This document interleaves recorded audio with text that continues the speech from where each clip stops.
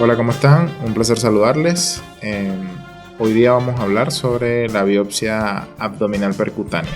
Este video está orientado a los pacientes cuyos médicos hayan solicitado este examen. La idea es de que vean este video las veces que estimen necesario para que aclaren sus dudas e inquietudes antes de llegar al momento del procedimiento y una vez en poder esclarecer cualquier duda que se haya generado en el intermedio. Ok, entonces la biopsia abdominal percutánea es la intervención radiológica más frecuente. Es ampliamente aceptada a nivel mundial por su eficacia y por su seguridad clínica y ha reemplazado en gran medida la costosa laparotomía exploradora y los consecuentes días de hospitalización que ésta conlleva. ¿Cuáles son las indicaciones de este procedimiento? Su médico le puede pedir una biopsia abdominal percutánea cuando sospecha de una neoplasia primaria. En palabras más sencillas, cuando sospecha que usted tiene un cáncer. En la confirmación de una presunta metástasis es otro de los escenarios. Y para determinar el estadio de su patología de base.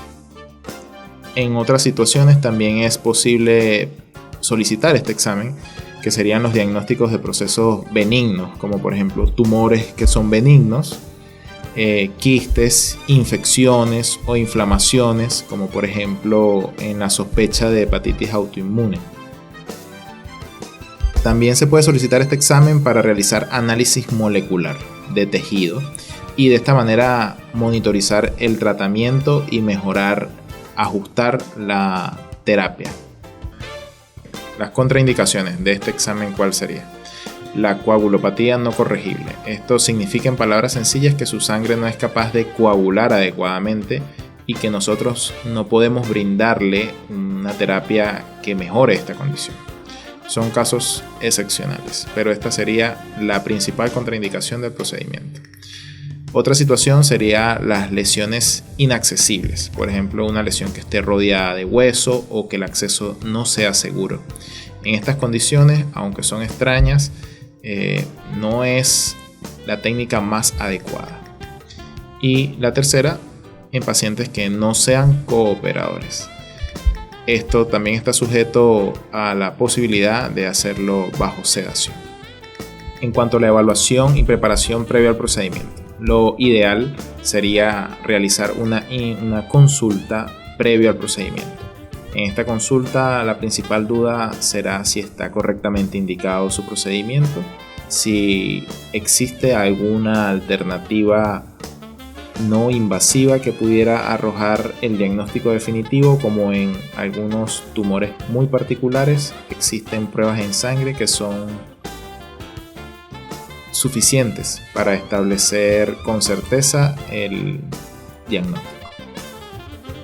Lo secundario sería revisar los exámenes de laboratorio para ver si es que existe alguna contraindicación de este procedimiento, como las mencionadas anteriormente, y revisar las pruebas de imágenes para elegir el abordaje más adecuado y que tenga la menor tasa de riesgo posible. En un tercer plano sería evaluar la posibilidad de la anestesia. Aquí hay que preguntarnos si es un paciente de alto riesgo, si tiene alguna enfermedad asociada que condicione un mayor riesgo para su vida, y si el paciente vive muy lejos o vive solo, la necesidad de que se quede hospitalizado en la evaluación post procedimiento. Es importante suspender los alimentos sólidos dependiendo de la anestesia que se elija, 8 horas antes si es para una anestesia general y 6 horas antes si es para una sedación consciente o anestesia superficial. Y debe asistir acompañado. No debe suspender la ingesta de sus medicamentos crónicos, es decir, los que toma habitualmente, como por ejemplo para la presión arterial. Es importante suspender los anticoagulantes. Dependiendo el tipo de anticoagulante, esto lo podemos esclarecer durante la consulta, pero la aspirina y el clopidogrel, por ejemplo, deben suspenderse 5 días antes y 24 horas después del procedimiento se vuelven a implementar. La warfarina igualmente debe suspenderse 5 días antes y reanudarse 24 horas después, aunque existe la posibilidad de hacer puentes con heparina de bajo peso molecular en caso que el paciente deba ser anticoagulado sí o sí. Existen otros medicamentos anticoagulantes como la heparina que debe suspenderse 6 horas antes y hasta 24 horas después, dependiendo el riesgo del sangrado y la localización de la lesión. Y finalmente es importante firmar el consentimiento informado, en donde usted está consciente de que los riesgos inherentes al procedimiento y el eventual beneficio de realizárselo. Los exámenes de laboratorio. Esto lo solicitaremos durante la consulta. Ellos deben estar actualizados, deben tener una vigencia de 30 días al menos, si no es que existiera alguna condición por la cual es necesario volverlos a repetir, como por ejemplo que hayan empezado la terapia con algún nuevo anticoagulante o similares. También vamos a escoger en la consulta el método de imagen que vamos a utilizar, si va a ser guiado por ecografía, si va a ser guiado por escáner, fluoroscopía o que necesite eventualmente la guía por resonancia magnética. Muy bien, durante el procedimiento, lo primero será la instalación de un acceso venoso periférico por parte de los TENS de enfermería. Lo segundo será elegir la posición en la cual va a estar durante el procedimiento y el lugar donde se va a realizar. Tercero, va a solicitar la no movilización. Esto es vital debido a que pequeñas variaciones en la posición son grandes distancias en centímetros o en milímetros, especialmente importantes cuando las lesiones son pequeñas. Luego vamos a colocar la sedación para que usted no experimente dolor. No es necesario aguantar dolor. Si siente dolor, bien sea durante una anestesia local, es importante ventilarlo sin moverse. Esto último es lo vital. Posteriormente realizaremos la limpieza de la zona, colocaremos campos estériles y es importante, dependiendo la zona que estemos por estudiar, serán las posibles lugares de dolor. ¿A qué me refiero con esto?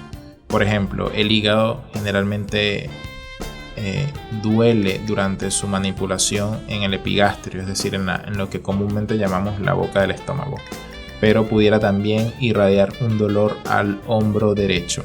Esto no debe ser de preocupación. Esto es debido a que la inervación del hígado tiene 3 fascículos y uno de ellos es compartido con el hombro derecho. Así que es importante no alarmarse por esto y no realizar ningún otro examen de imagen ni tomar ningún tipo de analgésico para este dolor, ya que este resolverá en un lapso no mayor a 21 días. Y finalmente, durante el procedimiento será el control del sangrado, que de esto hablaremos más adelante.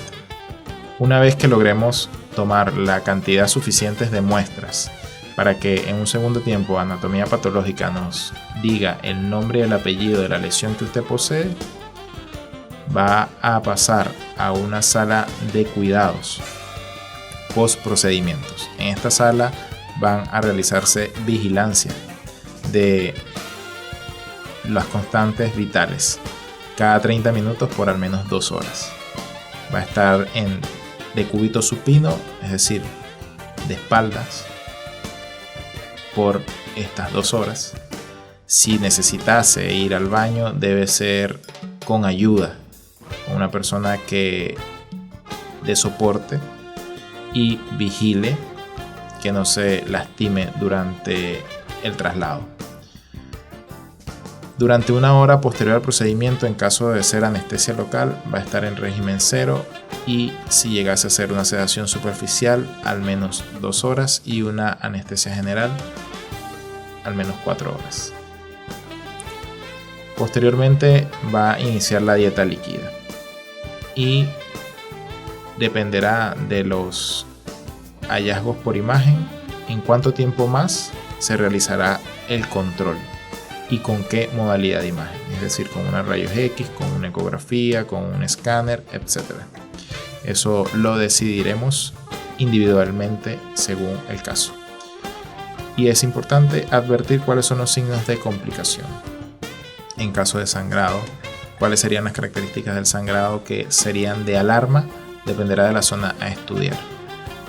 Por citar un ejemplo, el hígado no da signos claros de sangrado, mientras que el riñón, por ejemplo, da evidentes signos de sangrado que representa la hematuria, es decir, sangre en la orina. Es normal durante una biopsia renal tener algo de sangre en la orina durante 72 horas, pero es importante recalcar que sangrados abundantes donde el orine se tiñe de rojo o presenten coágulos, grandes coágulos constantes durante la micción, es importante acudir al servicio de urgencias para controlar este sangrado.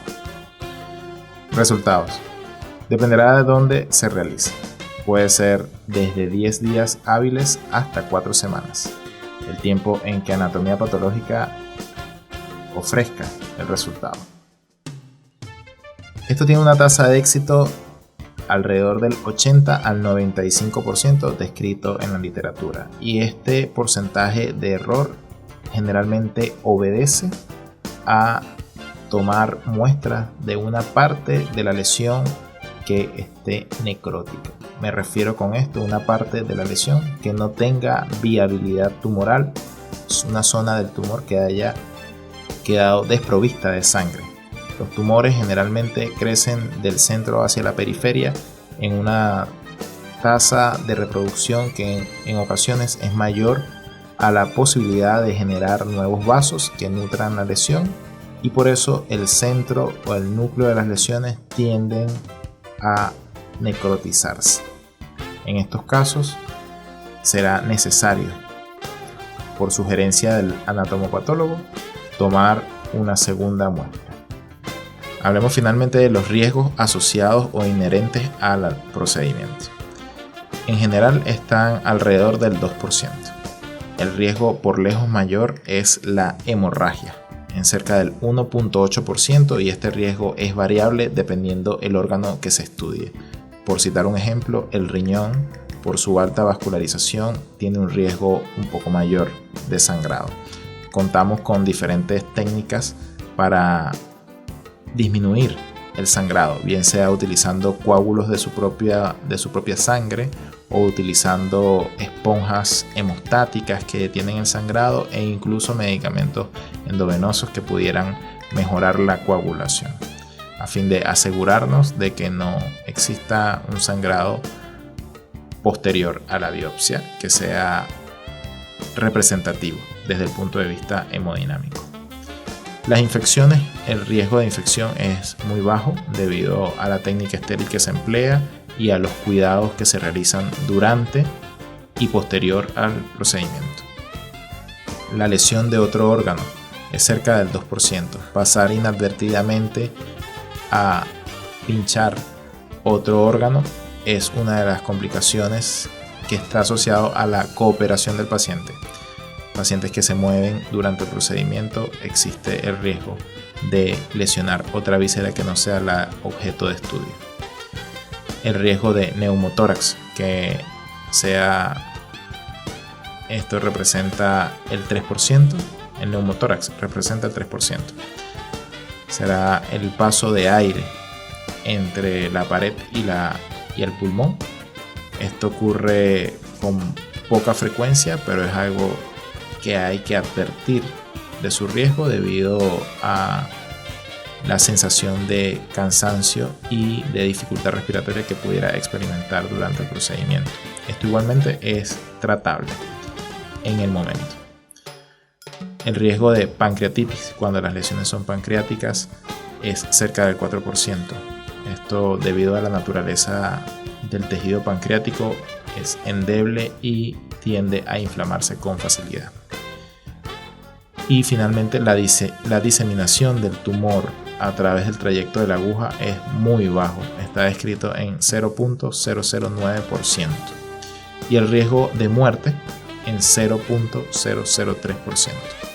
A pesar de que es muy bajo, este riesgo existe y nosotros estamos obligados a comentárselo antes del procedimiento, de manera que usted esté informado de todos los riesgos asociados a él.